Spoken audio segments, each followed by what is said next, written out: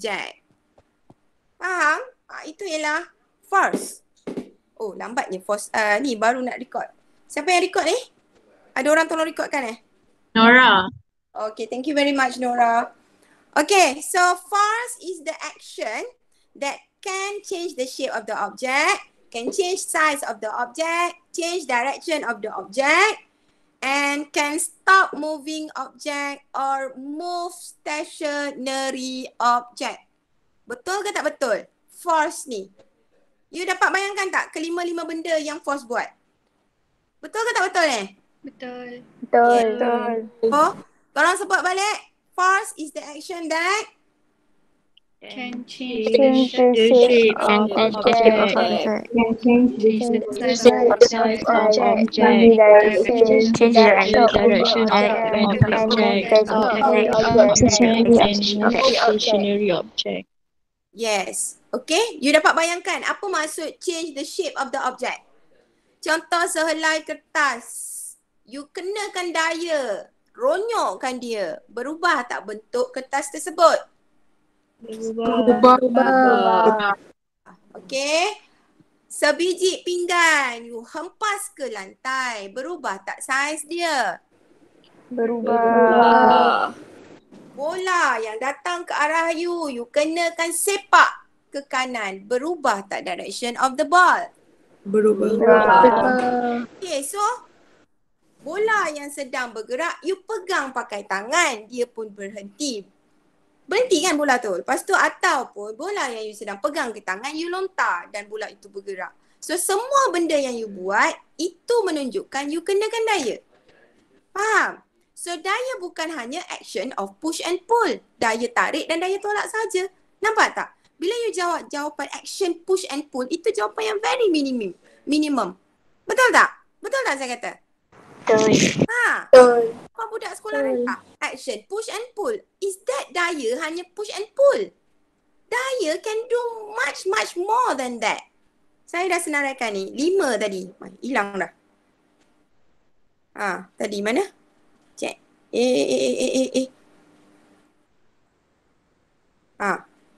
Okay. So itu adalah force. Okay. So force ni dia ada lagi soalan ke? Boleh So force ni simbol dia ialah F. Okay. Dan unitnya adalah Newton. Okay. So next. Kita ada resultant force. Masa form 4 hari tu ada belajar tak formula F equal to MA?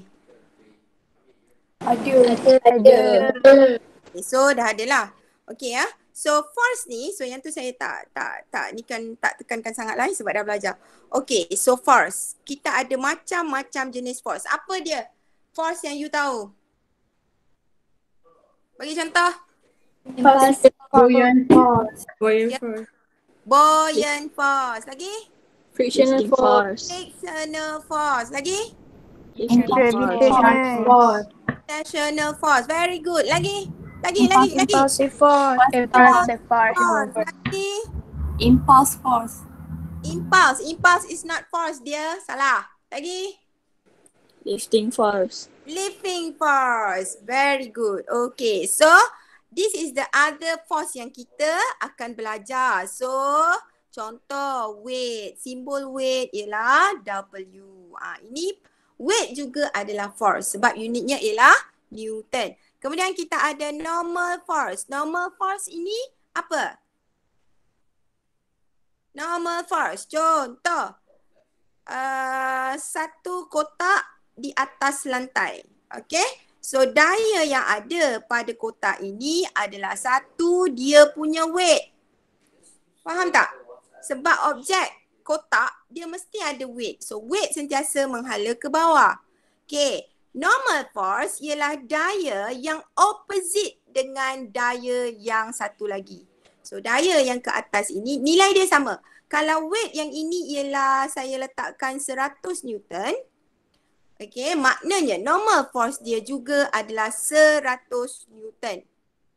Okay, ni 100 100 Newton. So simbol untuk normal force adalah R. Okay, cuma dia adalah in opposite direction. Okay, boleh faham tak? So normal force adalah opposite force yang ke bawah. Kalau ke bawah tu 100 Newton, maka daya ke atas normal force dia juga adalah 100 Newton but in opposite direction. Okay, kita juga ada tension. Tension ialah tegangan tali. Tegangan tali. T simbol dia. Okay, so kita ada juga buoyant force. Macam tadi one of you yang sebut buoyant force. Kita juga ada lifting force and many more. Okay, so itu semua adalah jenis-jenis daya yang kita akan belajar. So next kita akan masuk kepada resultant force. Okay, so resultant force.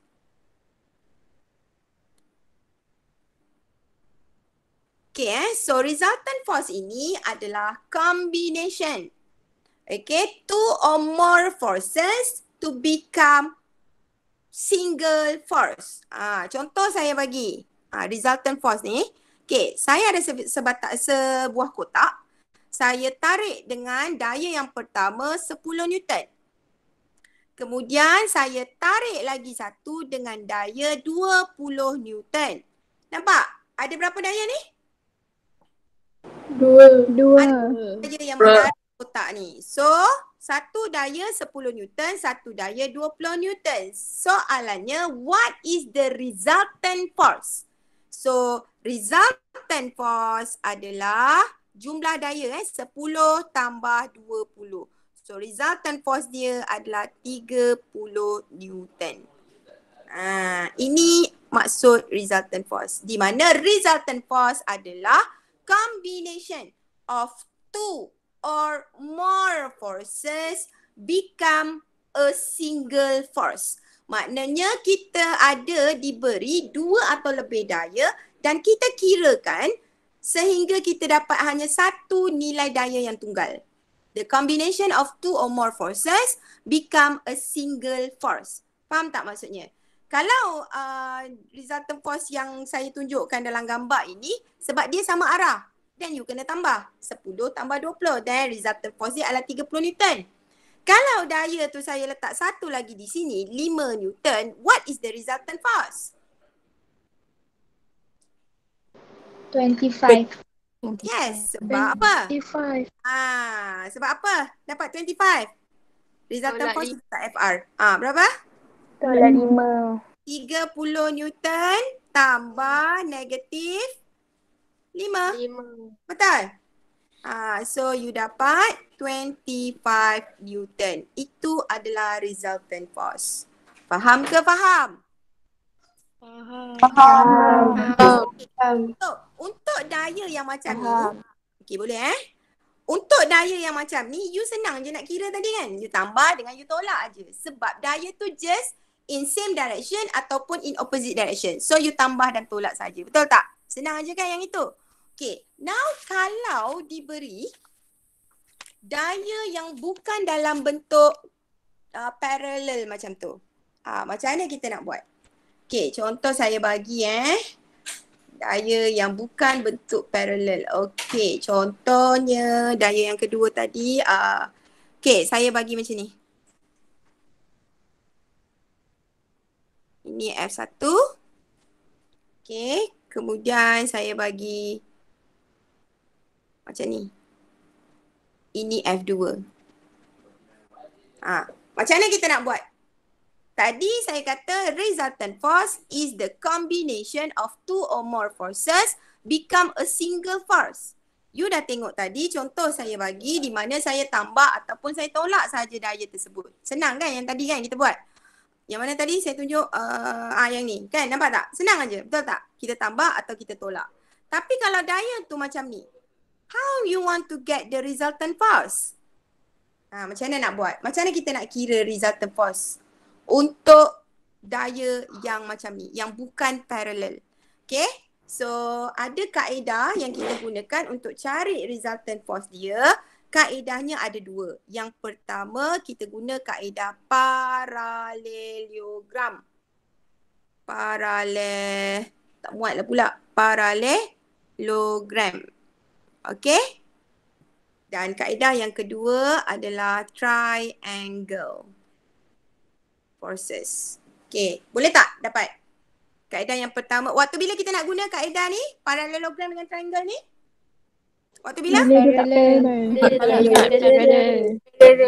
Tak boleh nak cari resultant force dia, kita tak boleh buat F1 tambah F2 atau F1 tambah negatif F2, tak boleh. Sebab apa? Dia bukan parallel Jadi kaedah ini kita panggil parallelogram. Okey, kita tengok kaedah yang pertama, parallelogram dulu. Okey. So, cara dia ialah okey, bila kita buatkan F1 tu dia macam ni kan tadi. Okey, kita kena lukiskan, okey ini dia mesti sambungkan F1 ni. Okey, yang ini kita panggil dia head, kepala. Yang ini yang ekor dia kita panggil tail. Jadi kita kena sambungkan dengan F2. So F2 kita sambungkan macam ni. Ni F2. Okey, ni untuk kaedah parallelogram So you kena sambungkan macam ni. Nampak tak? Dia kan cara nak sambung dia, head mesti jumpa dengan tail. Tail yang warna merah ni tail kan? Yang kepala dia dekat sini. Okey, faham ke tak faham maksud saya? Faham. Boleh tak? Okey So, ini kaedah parallelogram. Bila you nak buat parallelogram, bentuk dia adalah bentuk parallelogram di mana 4 dia bentuk macam ni. Triangle dia bentuk macam ni. Ni bentuk parallelogram. Ni bentuk dia. Okay. So, sekejap saya kecilkan sikit. Okay. Next. Selepas kita lukiskan bentuk macam ni, okay, kita sambungkan dia, completekan dia jadi 4 segi. Segilah. Okay. So, yang ini pun F2 juga. Okay. Kemudian yang ni pun F1. Okay, you nampak tak? Kita dah completekan dia dalam bentuk parallelogram. Dia 4 segi. Okay, F1 yang atas sama dengan F1 yang bawah. F2 yang sebelah atas ni pun sama dengan F2 yang satu lagi. You faham tak? Boleh tak? Boleh tak? Boleh. Okay, So, first kali tadi you lukiskan yang F1 ni dengan yang F2 ni. Lepas tu you completekan dua lagi force tadi tu dengan lukiskan sama arah dua-dua tu. Okay, dapatlah bentuk macam ni. So selepas itu, okay, kita tengok, okay, anak panah yang number 1 ni, anak panah dia ke sini. Okay, dia kan tip to tail. Maknanya daripada kepala pergi ke ekor. So satu lagi anak panah dia macam ni. Jadi resultant force dia mesti menuju ke titik ini. Nampak tak? Dia macam satu rotation, bukan satu rotation, dia menuju ke arah yang sama. So, daripada anak panah ni menuju ke sini, yang ini pergi ke sini, jadi resultant force you lukiskan di tengah-tengah. Yang ini. Menuju ke titik yang sini. Ni ujung ni. So, resultant force kita tandakan sebagai FR. FR. Faham tak? You completekan segitiga ni pula. Daripada bentuk parallelogram tadi, kita nak lukiskan dia punya resultant force. Kita lukiskan yang garisan biru ini, anak panah dia menuju ke mana? You kena tengok. Anak panah yang pertama ni macam ni. Kan dia turutan tau. Yang ini, lepas tu anak panah yang satu lagi yang ini. Jadi, direction untuk resultant force menuju ke arah sini. Sebab anak panah ni tunjuk ke sini kan. So, dia ke ujung ni. Ni, ujung ni lah kedudukan dia. Jadi you lukiskan garisan sampai ke ujung. So anak panah dia ada 2 anak panah menunjukkan resultant force dia. Okey, jadi bagaimana kaedah parallelogram ni? You kena guna protractor untuk ukur lah. Sudut sini berapa, sudut sini berapa, sudut sini berapa. Kemudian you ambil pembaris, you ukur garisan FR ini. Barulah you dapat nilai resultant force dengan menggunakan parallelogram. Okey, boleh tak? Okey, sekarang ni you ada ni tak? Ada apa nama dia tu, protector tak? Ada tak dekat rumah? Ada. Okey, saya nak you tengok dalam modul tu, muka surat 3, ada example untuk parallelogram, example 1. Cuba tengok, jumpa tak? Determine the resultant force for the following diagram. Jumpa tak? Jumpa. Kan ada kan? Okay, saya nak you cuba buat. Example ni. Example 3 tu. Example 3 tu dia bagi. Determine the resultant force yang dia kata ship being pulled by two boats with a force of 40 kilonewton and 60 newton. Angle between the two forces is 50 degrees. So determine the resultant force using parallelogram method. Okay, cuba buat. Cuba buat sekarang atas kertas sendiri masing-masing. Sebab dia ada sudut dekat situ, macam mana you nak completekan. So daya 60 kilonewton tu you kena alihkan. Sebab kita kena ikut kepala jumpa ekor. Tip to tail. Tadi saya terangkan kan. So 40 kilonewton tu tak payah alih. Yang 60 kilonewton tu you kena alih. Sebab anak panah dia tu, ekor dia dekat belakang tu kena jumpa dengan kepala 40 kilonewton. Tengah buat ke tu?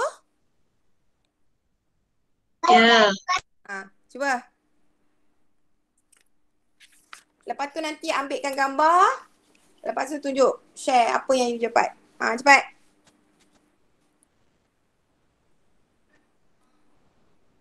Buat.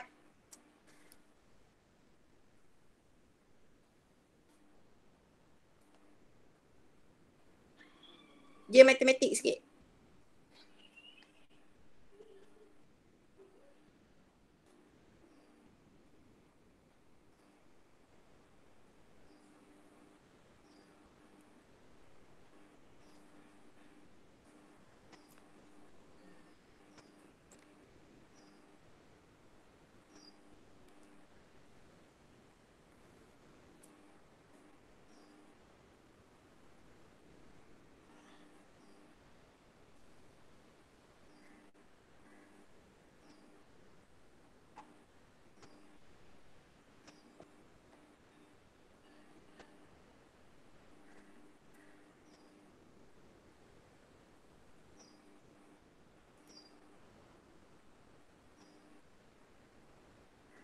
Dah buat?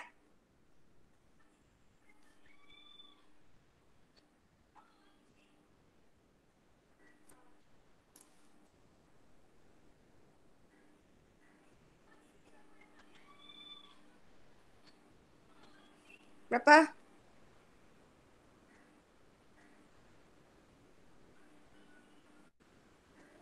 Saya boleh ukur pakai you punya pembaris ya.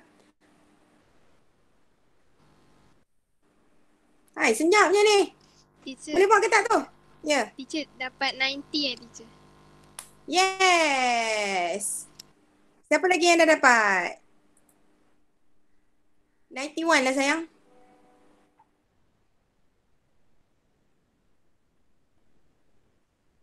.1 lebih kurang lah. You dapat 90 ke 90 kilonewton ya? 90 kilonewton Jawapan dia ialah 91. Tak apalah, lebih kurang lah. You dapat berapa cm tu? 9.1 cm. Dapat 9 cm. Saya punya 9 scale 1 cm 10 kn. Boleh? Boleh? Okay, siapa ni yang dah dapat ni? Ezhani. Ezhani. Okay, Ezhani, you dah buat kan? Boleh tak you tunjukkan pada kawan-kawan macam mana you dapat? Okay, kejap. Saya hilangkan skrin saya. Okey. Kejap.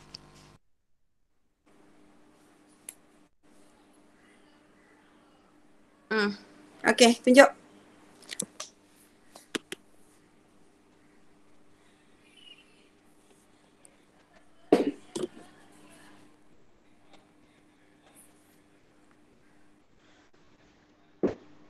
Mana Ezhani? Yang lain boleh dapat buat ke?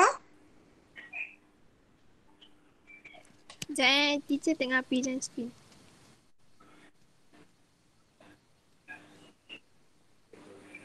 So ini adalah salah satu kaedah untuk kita mengira resultant force. Okay, yang mana dayanya bukan parallel. Dia ada sudut. Jadi macam nak kira. So kita gunakan kaedah yang dipanggil sebagai parallelogram. So parallelogram ni you kena gunakan skala. Mengukur menggunakan skala dan juga protektor untuk kita plotkan bentuk parallelogram tu.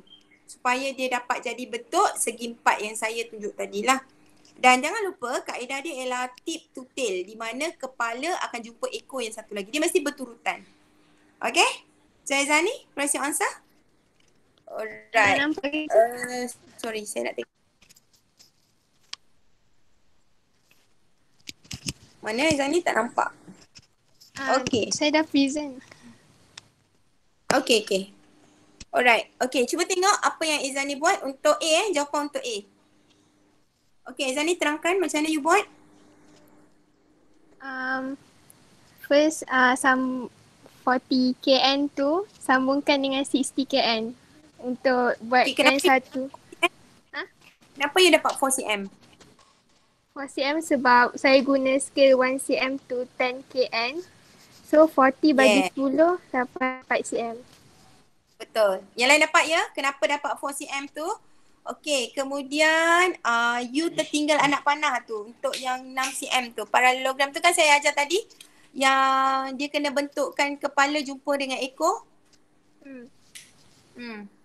So you patut lukiskan. Boleh contoh tak? Tu you pakai kamera ke you pakai you ambil gambar dah? Oh boleh Okay.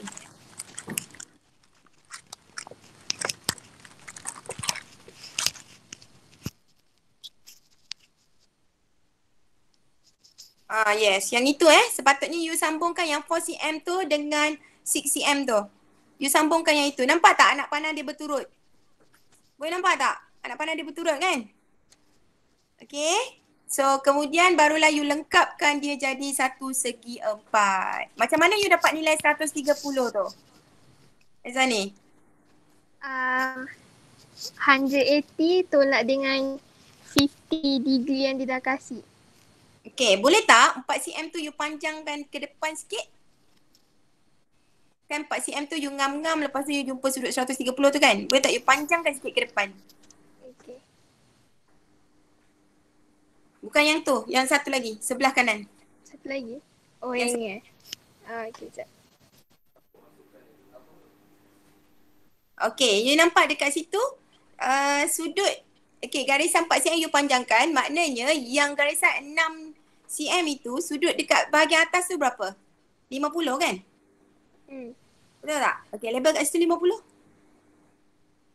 Okay, that's why you dapat 130 dekat tempat yang awak tulis 130 tu. Faham tak yang lain ni? Yuhu! Faham. Tak menyaut, tak faham. Boleh ya? Okay, kemudian you completekan all the garisan tu untuk jadikan dia 4 segi. Kemudian macam mana you boleh tahu kedudukan resultant force tu dekat situ? Aizani? Sebab arrow dia menghala ke titik ni. So resultant force dia pun menghala ke titik tu. Yes, very good. Betul. Jadi apa yang you ukur? Apa yang you ukur untuk dapatkan nilai resultant force tu? Panjang resultant force tu darab dengan 10. Yes. So boleh tak you highlightkan sikit garisan yang menunjukkan dia adalah resultant force?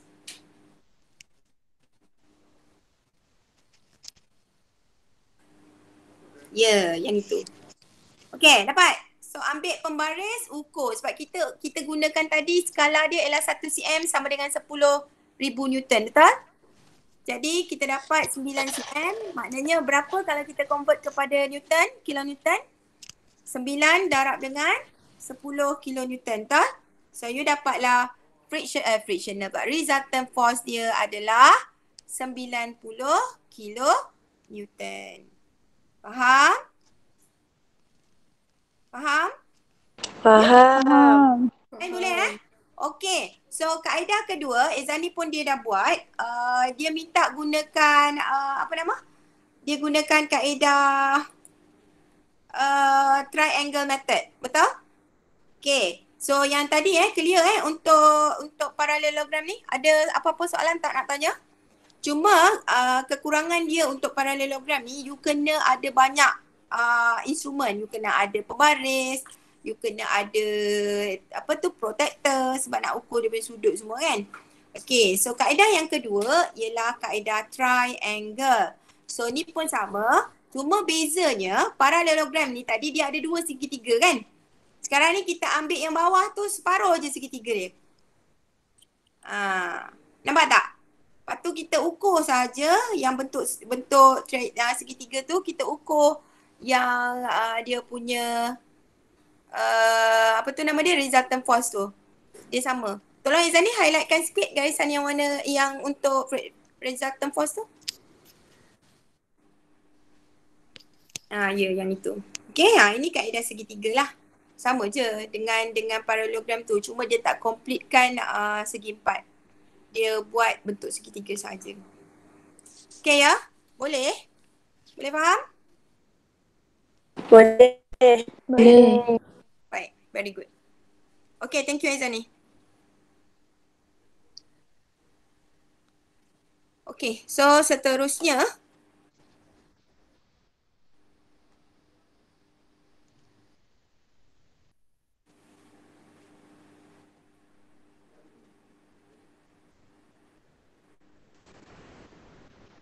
boleh nampak ke?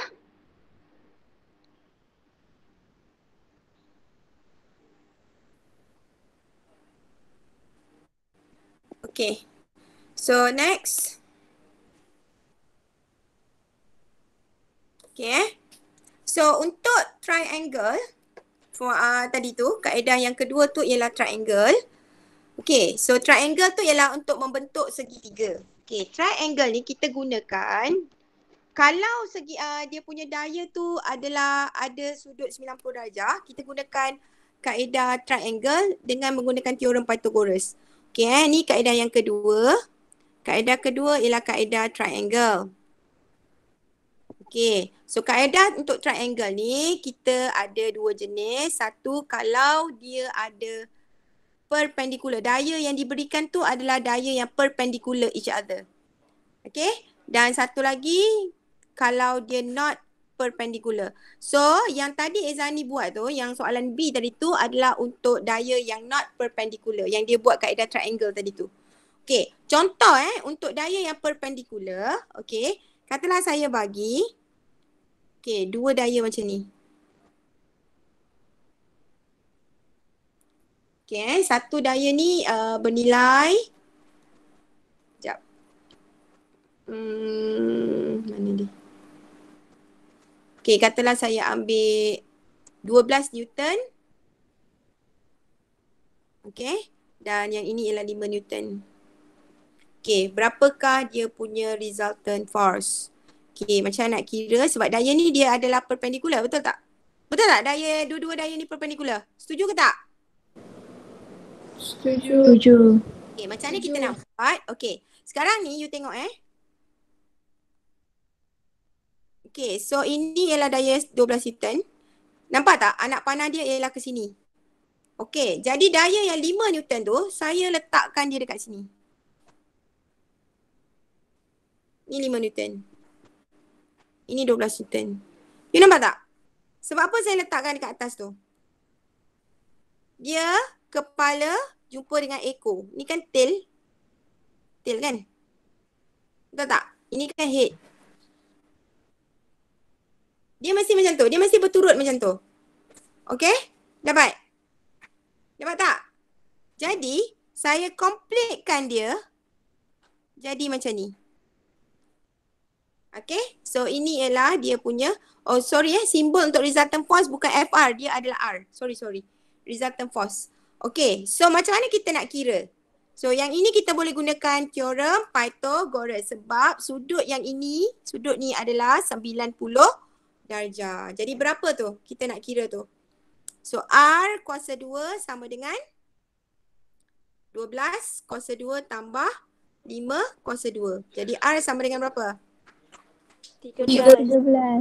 Yes, tak payah kira pun dah tahu. So, jawapannya ialah 13 Newton. Faham tak?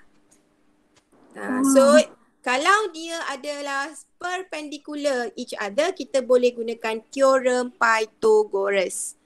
Okay?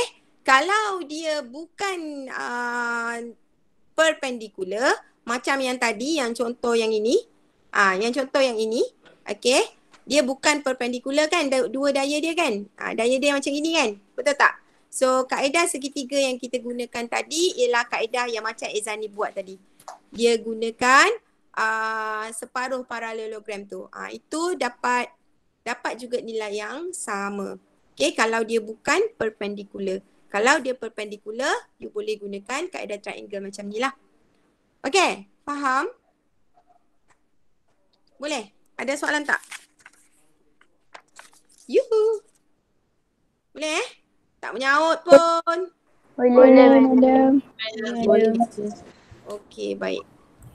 Okey, so sikit lagi kita ada kemudian kita ada pengiraan yang melibatkan force So kita gunakan F equal to MA. Okey, saya bagi contoh. Yang ini yang melibatkan masalah yang melibatkan F equal to MA. Okey, so tadi cara mengira resultant force dah tahu ada dua kaedah, parallelogram dengan triangle. Triangle tu ada dua cara. Satu, kalau dia adalah perpendicular, kita gunakan kaedah teorem Pythagoras untuk mengira. Kalau dia adalah yang ada sudut yang bukan not perpendicular, kita gunakan kaedah yang triangle juga tapi separuh daripada parallelogram tu. Okey. Kemudian satu lagi saya nak terangkan sebelum F equal to MA ni.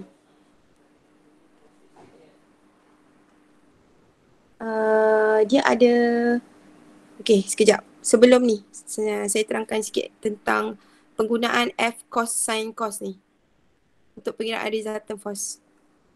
Sekejap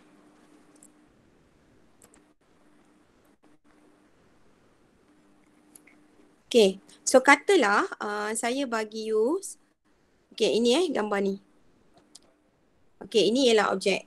Okay, kemudian objek ni dia ditarik di dinding macam ni Okay, so saya letak kat sini 50 darjah. Lepas tu saya letakkan kat sini pun 50 darjah. Okay, kemudian saya letakkan ni weight dia ke bawah 100 Newton. Okay, macam mana kita nak kira? What is the resultant force dia? Macam mana? Macam mana kita nak kira bila dia bagi macam gini? Boleh tak?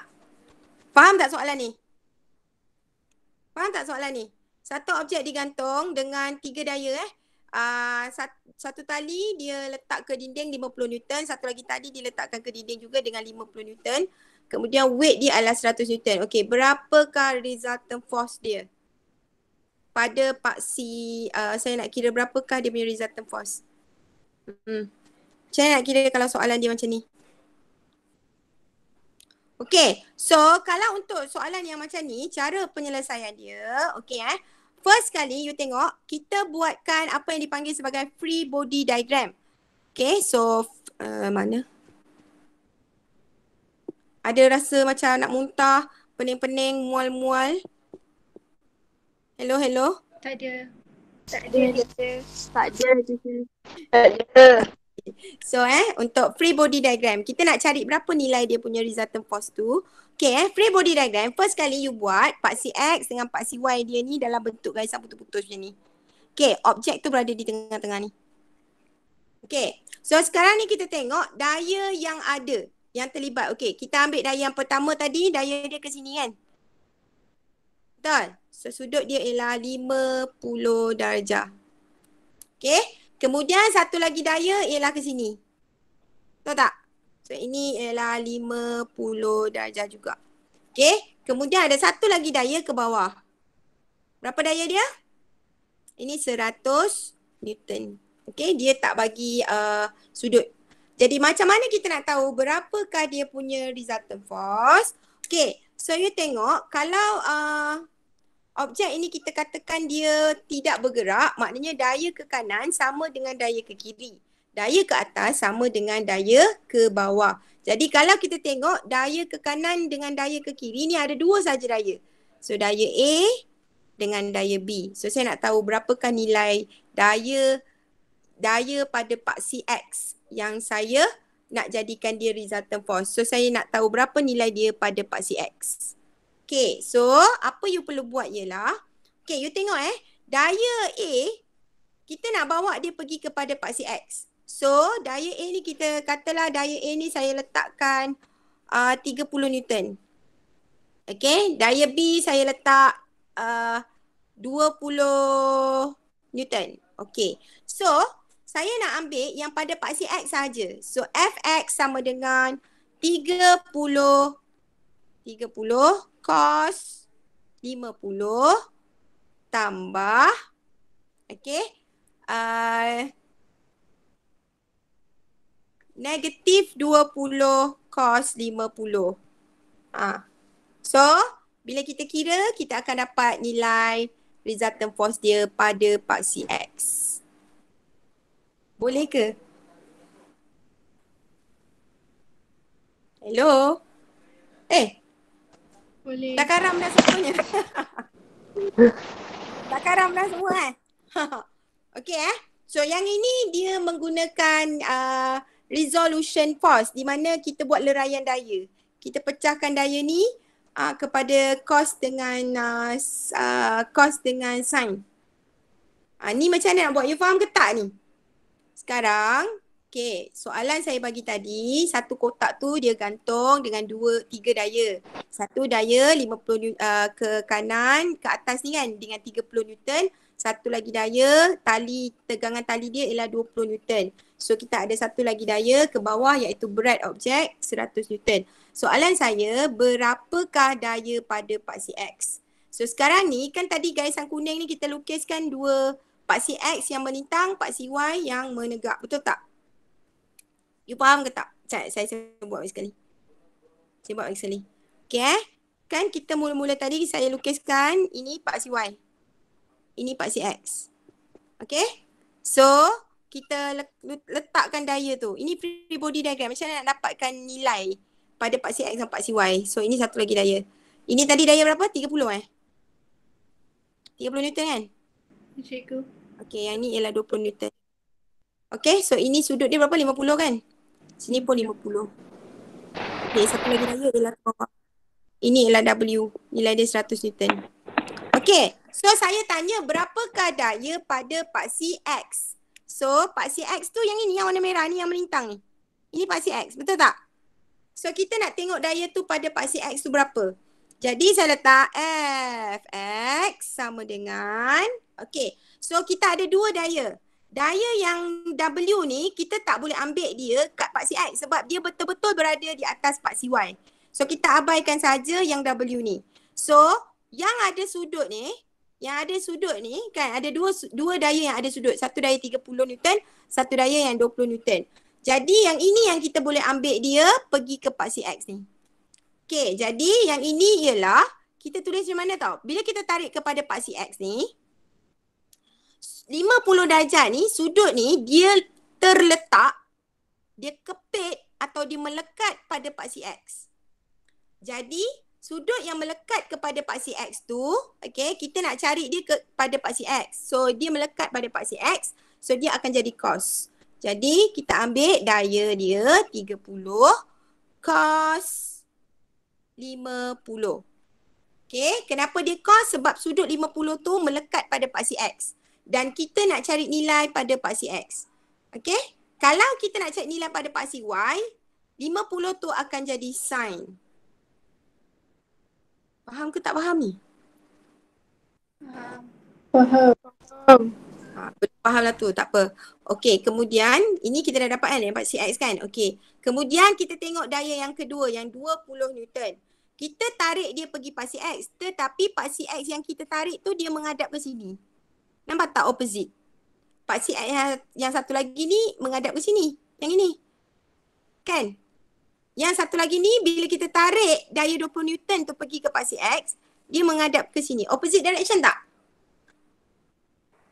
Opposite direction. Jadi opposite direction. Jadi dia adalah 30 cos 50 ni tambah dengan daya tadi tu dia akan jadi negatif 20 cos 50. Okay, jadi bila you kira, you dapatlah nilai dia pada paksi X. Berapa? 30 cos 50 tolak 20 cos 50. Berapa?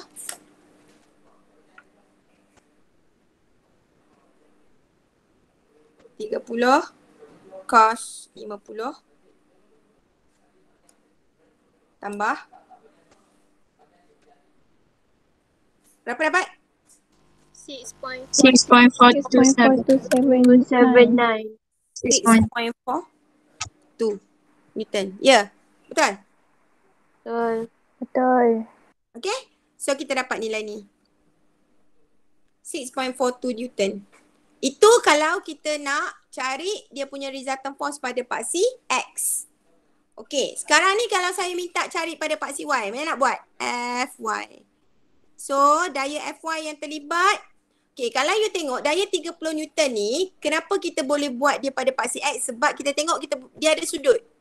Bila daya tu dia ada sudut, dia boleh tarik paksi X dan dia boleh tarik kepada paksi Y. Jadi, kalau untuk Fy ni, kita tengok yang 50, yang 30 ni, sudut dia kepit pada paksi X kan?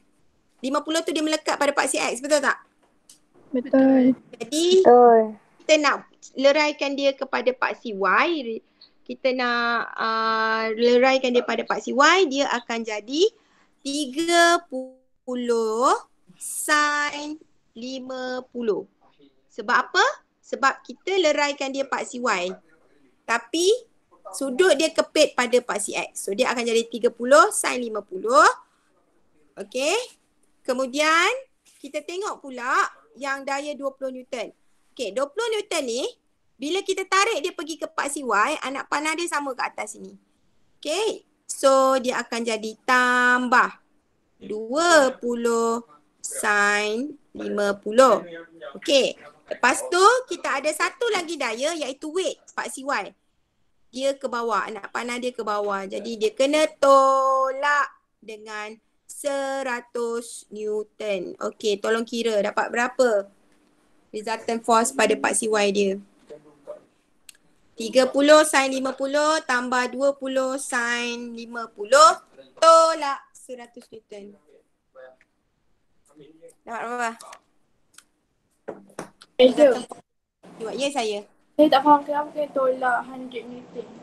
Okay, so you tengok paksi Y sepanjang ni kan. Ini semua ni paksi Y kan, betul tak? Ni semua ni paksi Y, betul tak? Betul tak? Yang saya highlight tebal ni, nampak tak? Paksi Y. Okay, so you tengok dia akan berbeza direction. Dia akan berbeza direction. Okay, untuk daya yang pertama, yang 50 Newton ni, yang 30 Newton ni, ini anak panah dia kan?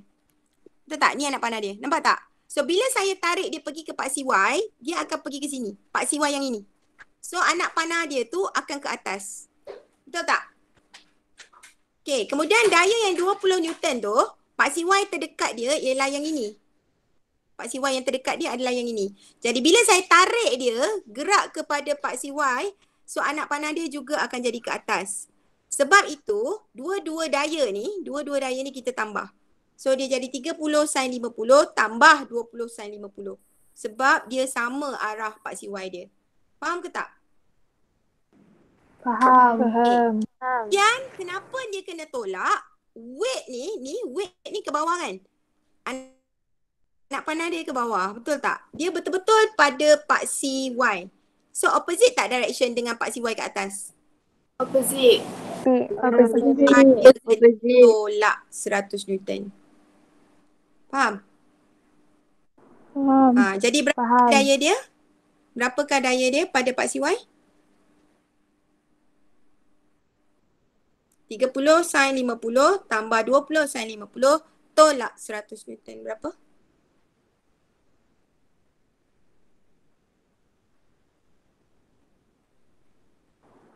Negatif ke teacher? Negatif Dapat berapa negatif? Negatif 61.7. Okay, you dapat berapa? Negatif 61.7 Newton. Ya. Betul? Betul. Okay. Okay. Alright. So maksud negatif itu bermakna daya tu menghala ke bawah. Faham tak? Negatif tu menunjukkan direction of the force dia. Sebab tadi 100 Newton tu kita tolak sebab dia daya ke bawah kan? Betul tak? Jadi sekarang bila kita dapat nilai negatif, maknanya daya resultant force yang kita dapat tadi tu ialah menghala ke bawah. Dengan nilai 61.7 Newton. Faham? Faham. Boleh Boleh? Okay, boleh? Okay, slowly. InsyaAllah boleh. Okay, ada soalan? Ya, saya. Maksudnya yang tadi kat atas tu, dia punya resultant force dekat dia ke kanan. Macam tu ke? Tak, ini paksi Y sayang. Paksi Y is atas dan bawah. Paksi X kanan ke kiri. Yang untuk X tu dia ke kanan madam sebab dia positif kan? Ya, betul. Ya, betul. Sebab kita anggap yang ke kanan pun. Ya, saya. Kalau yang ke paksi X tu kenapa kita tak ada libatkan dengan yang 100 weight yang kat bawah tu? Kenapa kalau yang Y tu weight tu termasuk dalam jalan kira? Okey, betul. So, dia macam ni Bila suatu daya tu, dia ada sudut. Okey, dalam kes ini, 50 darjah sudut dia. Betul tak? Jadi, daya tu dia boleh pergi ke paksi X dan boleh pergi ke paksi Y. Faham tak? Jadi, waktu kita nak selesaikan, kita nak cari resultant force pada paksi X, maka daya yang ada sudut 50 darjah ni kita boleh tarik dia pergi ke paksi X. Okey? Sebab itu kita gunakan cos ataupun sin. Jadi bila kita tengok sudut tu melekat kepada paksi X dan kita pula nak selesaikan dia pada paksi X, maka dia akan jadi cos. Faham? Jadi sebab itu bila dia ada sudut kita boleh buat dia dua-dua. Paksi X pun kita boleh, paksi Y pun dia boleh. Tapi untuk 100 Newton dia memang dah betul-betul atas paksi Y. Jadi kita tak boleh nak tarik dia pergi paksi X sebab dia dah betul-betul firm atas paksi Y.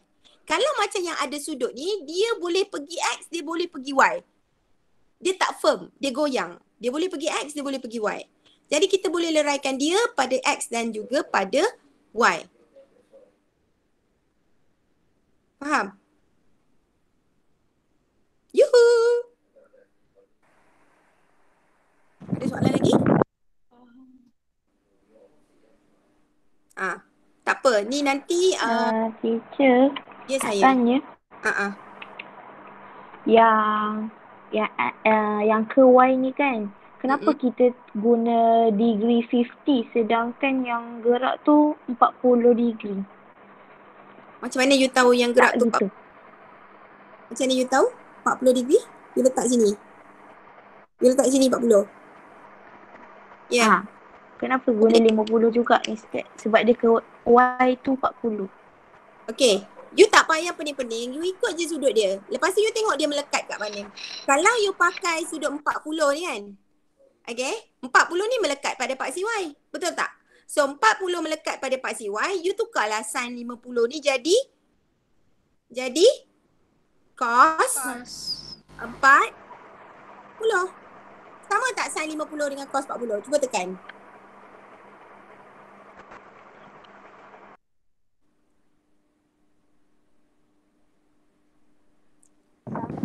Salah. Cos 40. Sama kan? Sama. Cos 40 sama dengan cos 50. So bendanya sama. Sebab itu you kena tengok sudut tu dia lekat kat paksi apa. Macam dalam kes 50 darjah ni, sudut tu melekat pada paksi X. Betul tak? Jadi bila you nak cari nilai pada paksi X, dia akan jadi cos. Siapa yang melekat, sudut yang mana yang melekat pada paksi tu dia akan jadi cos. Contoh macam paksi X kan, kita nak cari pada paksi X. Sudut 50 tu melekat pada paksi X. Jadi dia jadi cos 50 lah pada paksi X. Tapi bila kita nak kira pada paksi Y, tak ada sudut yang melekat pada paksi Y. Sudut 50 tu dia melekat pada paksi X. Jadi kita kira dia adalah sin 50. Sebab 50 tu tak melekat pada paksi Y. Siapa yang tak melekat dia jadi sin. Siapa yang melekat dia jadi cos. Faham tak? Faham. Faham teacher. Thank you. Okay. Boleh Alright. Ada lagi soalan nak tanya?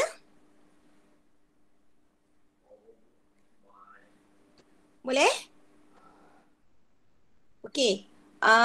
Sekarang ni kita tengok pula kes kena pening lalat dah ni. Boleh Polis. Okay, yang melibatkan daya Boleh teacher. equal to MA. Okay, daya yang melibatkan F equal to MA. Saya nak you tengok example 4, example 5 dan example 6. Cuba buat. Example 4 muka surat 7. Okay, lepas tu kita share jawapan. Okay, cuba buat. Buat sekarang. Soalan example 4. Dapat tak? Muka surat 7. Dapat. Diagram shows a wooden block mass 8 kg pushed by a force of 20 Newton on her horizontal surface, which has frictional force 4 Newton. Calculate acceleration. So ini kita kena gunakan for F equal to MA ya. Ya.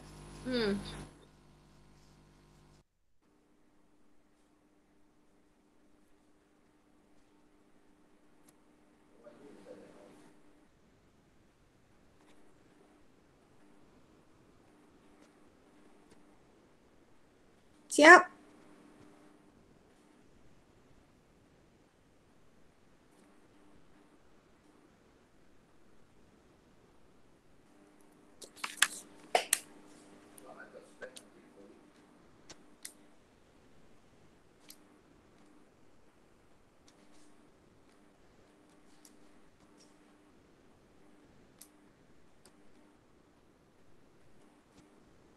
Dapat berapa untuk example 4?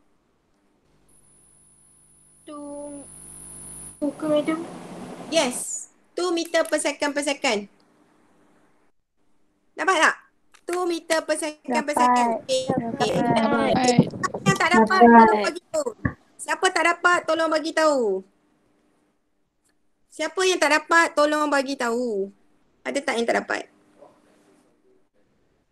20 Newton. Ada frictional force. Nampak tak? Frictional force dia opposite direction. 4 Newton. Okay. So dia kata mass of the block is 8 kg kan? So kita nak kira berapa acceleration dia. So kita gunakan formula F equal to MA. Betul? So force ini dia ada 2 daya. Jadi kita kena selesaikan untuk dapatkan satu saja daya. Jadi 20 tambah tolak 4. Kenapa tolak 4? Berlainan arah. Ke kiri. Yes, pandai. Sebab dia berlainan arah. So M8, A kita nak cari. Betul tak? Jadi A dia kita selesaikan. Kita dapat 2 meter per second per second. Faham? Faham tak? Faham. Okay. Soalan B. Determine the direction of the movement of the wooden block. So arah dia. Kita dapat arah dia mana? Ni daya bersih dia F ni. Ini tau. Yang ini yang daya bersih dia. Kan kita dapat cari daya tunggal. So berapa daya bersih tadi? 20 tolak 4 kan? Ya, you tengok gambar ajar yang saya lukis ni. Kotak ni. Dia tolak dengan 20 Newton. Tiba-tiba ada daya frictional force. So daya bersih yang dia tolak, kotak tu akan berkurang ke bertambah? Berkurang. Betul tak? So daya bersih dia sekarang berapa? 16. 16 Newton. Jadi direction 16 Newton ni ke arah mana? Kanan. Kanan. Arah Kanan. kanan. Betul? Sebab you nampak tak ni? Negatif 4. Kenapa saya letak negatif kat sini? Opposite. Sebab dia opposite Jadi secara automatiknya you faham daya ke kanan adalah positif, daya ke kiri adalah negatif. Jadi soalan tanya, determine the direction of the movement of the wooden block. Jadi kita kira tadi kita dapat 16 Newton. Ada tanda negatif tak? Tak. Tak ada. Tak ada. Jadi maksudnya dia bergerak dari kiri ke kanan. Faham? Faham? Faham. Very good. Okay, example number 5. Buat.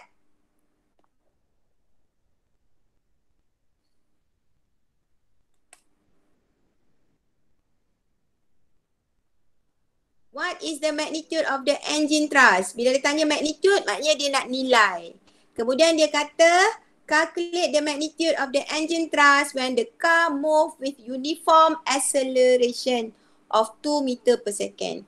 Okay, sekarang ni ayat dia, example 5 ni dia kata, move with uniform velocity. Ada tak saya ajar dulu bahawa nilai uniform velocity maknanya A dia kosong? Ada. Ada kan? Jadi daripada sini formula kita pakai F equal to MA. Okay. So F dia ialah daya bersih dia. Okay, sekarang ni dia bagi berapa? Ada tak daya bersih? Dia bagi berapa? Dia minta you kirakan magnitude of the engine thrust. Dia bagi berapa? Uniform velocity maknanya F equal to A ni kosong. Betul? Betul? Betul. Ni F equal to MA. Disebabkan dia adalah uniform velocity, maka A ni adalah kosong. Jadi F dia adalah kosong. Betul tak? Betul tak? Betul. Sebab M darab kosong dia jadi kosong lah. So F dia adalah kosong. Okay. Kemudian dia tanya what is the magnitude of the engine thrust. Okay. So F ini adalah daya bersih. Sekarang ni ada dua daya yang dia bagi. Satu air resistant 2000 Newton. Satu lagi engine thrust. Nampak tak opposite direction tu? Jadi F ini adalah engine thrust tambah resistant, air resistant. Negative air resistant. Betul tak? Madam, Ah. dia ada bagi frictional force juga. Frictional force tu tak payah guna ke? Oh, saya tak nampak. Ya, ada. Ada frictional force juga. So, frictional force dia 8,000 8,000 Newton. Betul? Yes, madam. Okay. Lepas tu tambah dengan negative frictional force. Faham tak kenapa? Okay, sama dengan kosong. Faham tak kenapa? Cuba tengok betul-betul apa yang saya buat tu. Faham. Faham? Okay So, sebab apa? Kita menganggap arah ke kiri ke kanan tu adalah positif. Sebab itu engine thrust tambah negative air resistance tambah negative frictional force. Sama dengan kosong. Sebab A ni tadi kita kira kosong kan? Jadi penyataan dia ialah uniform velocity. Bila uniform velocity, nilai A adalah kosong. Jadi kita dapat total daya dia adalah kosong. Okay? Jadi kita nak tahu berapa nilai engine thrust ni. Kan? Jadi kita buatlah persamaan. F ini adalah daya total dia. Jadi daya total tu datang dari mana? Datang daripada engine thrust tambah negative air resistance tambah negative frictional force. Kenapa ada simbol negatif dekat sini? Opposite direction. Opposite direction. Jadi kita masukkan engine thrust tambah berapa nilai dia? Air resistance? Negative 2,000. Tambah berapa nilai dia? Negative Negative 8,000. 8,000. Oh. Okay, sama dengan kosong. So dapat tak berapa engine thrust? 10,000 Newton. 10 kilo Newton. Faham? Faham. Bagus. Okay, soalan B pula. Calculate the magnitude of the engine thrust when the car move with a uniform acceleration. Sekarang, dia kata berapa magnitude engine thrust tu kalau nilai acceleration dia ialah 2 meter per second. Jadi, apa kita kena buat? Sekarang ni guna F equal to MA kan? Sekarang kita akan gunakan balik F equal to MA. Tetapi A ni adakah dia kosong? Tak. Jadi dia F sama dengan M. A dia berapa dia bagi? 2. M berapa dia bagi? 900. 900. 900 kg. So, kita dapat 900 kg darab dengan 2. So, F dia sekarang berapa? 1,800 Newton. F dia adalah 1800 Newton. Tetapi dia nak cari nilai engine thrust. Betul tak? Betul. Dia nak cari okay. So, nilai F ini adalah combination daripada engine thrust, resistance dan juga frictional force. Betul tak? Betul tak? Jadi kita tulislah balik. So, kita letak F tadi tu ialah engine thrust. Okay, engine thrust. Okay, tambah negatif berapa tadi dia bagi? Negatif 2,000 kan? Negatif 2,000. Okay, tambah negatif 8,000, betul? Betul. Okay, sama dengan berapa nilai? 1,800 kan?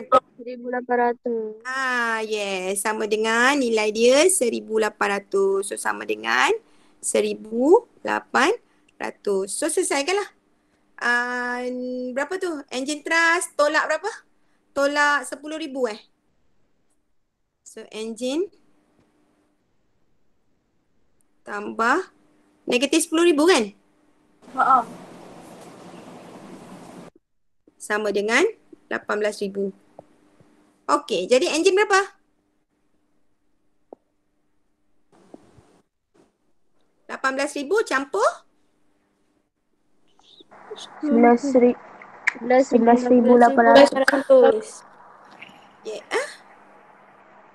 bukan 28,000. 1,800. 28,000 kan? Saya salah. 11,800.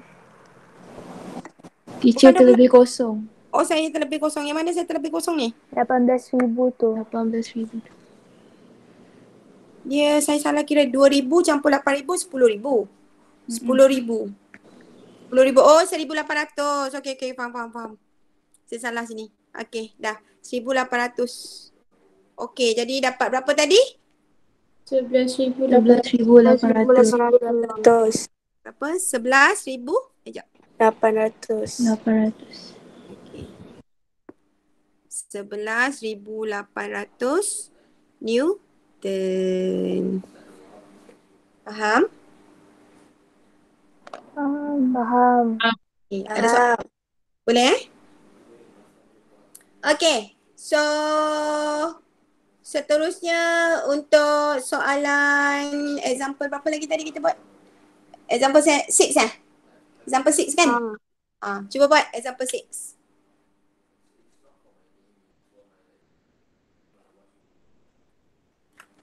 Yang lain ni ikut saya ke tak ni? Beberapa kerat dia menyampuk ni. Yang lain ni tinggal 53 orang je. Boleh ke tak boleh ni? Boleh cikgu. Boleh. Can do it. Bagus. Okay, try your heart. Okay, example 6. Diagram shows space shuttle. Example 6 Okay, dia kata space shuttle mass 2 times 10 to the power of 6 kg launch with a thrust of 3.1 times 10 to the power of 7 Newton. So, air resistance negligible. Okay, dia nak berapakah weight of the space shuttle? Ada gambar ke space shuttle? Macam tak ada je. Tak ada. So, Ya, madam. space shuttle tu. So space shuttle. Macam mana rupa space shuttle? Saya pun tak kerti. Macam ni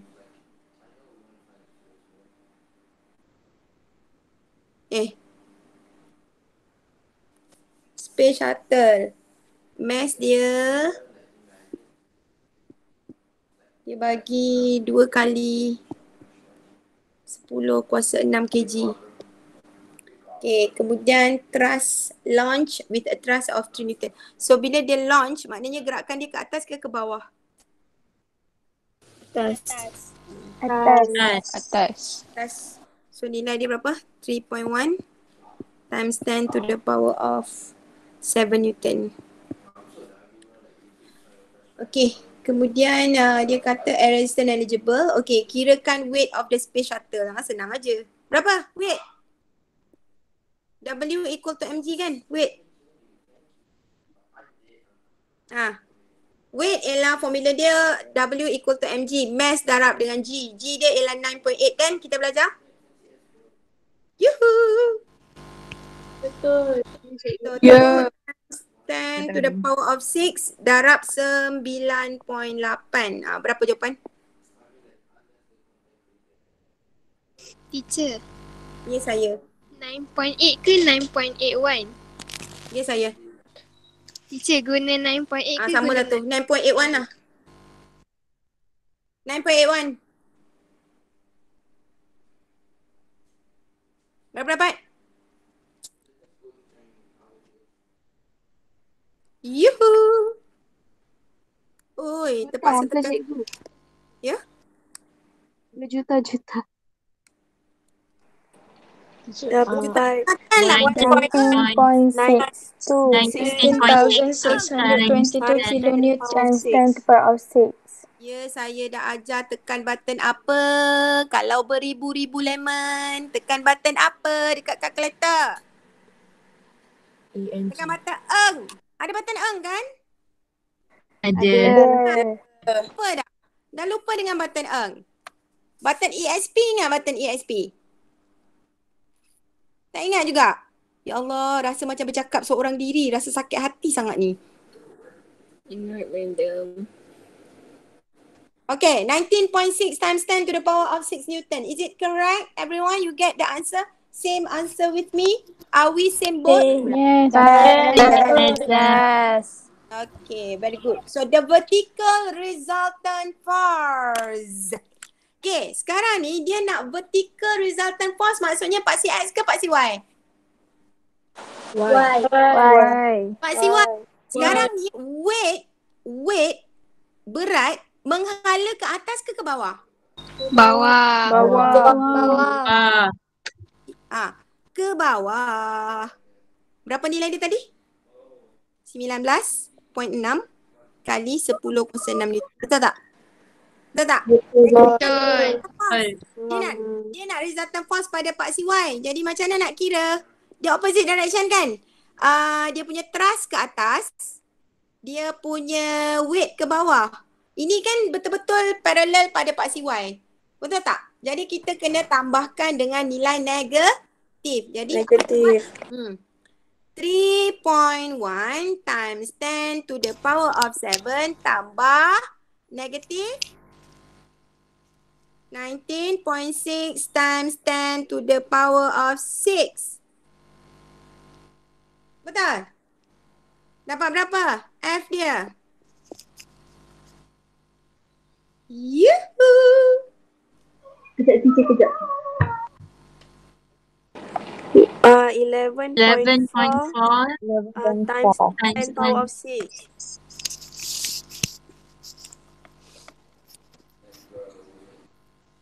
Betul. Yuhuu. Betul tak? Betul. Ke arah atas ke bawah tu? Atas. So daya pada paksi Y dia ke atas dengan daya 11.4 kali 10 kuasa 6 Newton. Faham? Soalan C, dia kata acceleration of the space shuttle in upward direction. So dia ada acceleration. Formula apa nak pakai? F equals to F equals to M. Yes, exactly darling. So F equal to M. So F nak letak apa? Dia kata pada upward direction. Maknanya paksi Y ke paksi X? Y. So F tu nak ambil nilai apa ni? 11.4 times 6 power 6. Pandai. Sama dengan M dia berapa tadi? 2 times 10 power of 6. Betul? Betul. Kira lah A berapa?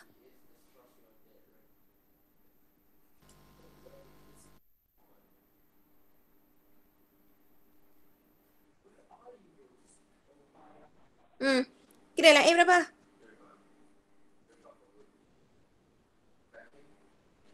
Lambatnya kira. Yuhuu. 5.7. Berapa? 5.7 times 10 to the power of 12.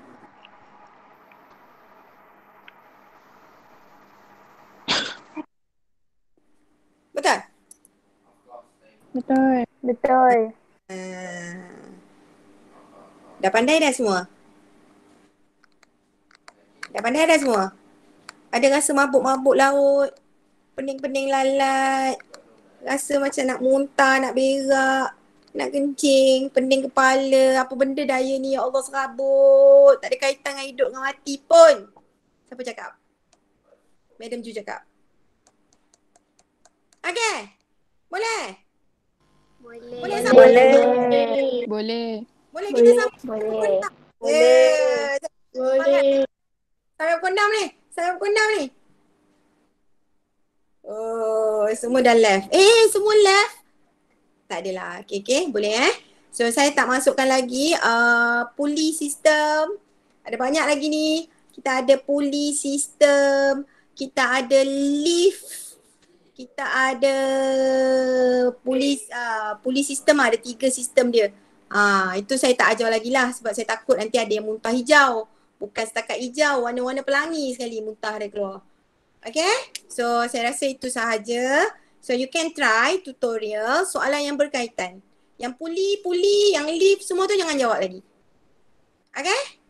Faham? Faham. Okay. So, cukup lah ni. Sampai pukul 4 je. Saya tak proses sampai 4.30. Saya rasa dah nak meninggal lah ni. Okay?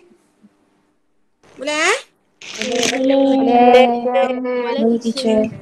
Agak-agak boleh ke jawab soalan tutorial tu? Boleh. Madam, Ya saya.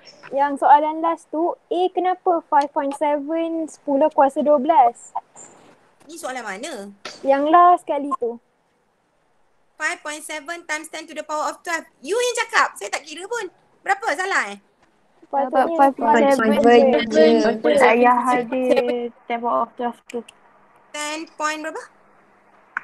5.7 meter per second. Oh, 5.7 meter per second je? Tak ada lah. Tak ada macam tu? Itu je?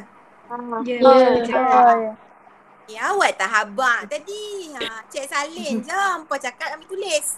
Okey. Boleh Alright. Boleh. Untuk hari ni, siapa yang buat recording tadi? Nora Okay, boleh stop the recording.